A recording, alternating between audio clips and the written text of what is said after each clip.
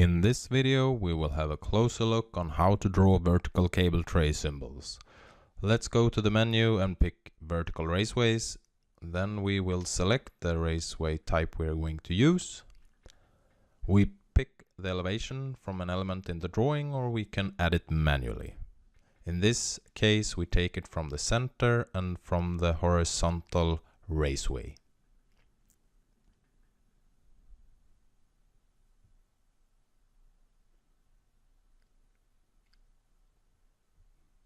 By using the tab key, we can change the insertion point.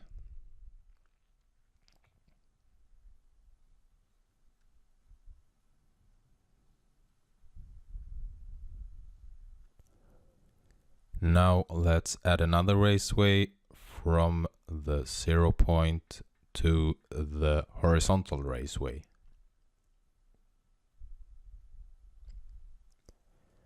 If we want to edit our raceway, we right-click and push Edit. Here it is possible to add new information manually. So let's change the name and the width to 300.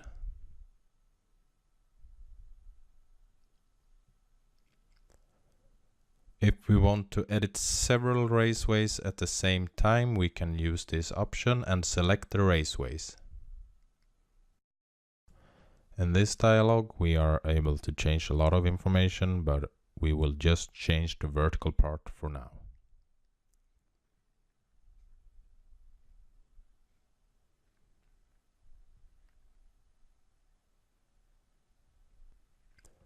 If you have any questions, feel free to contact us.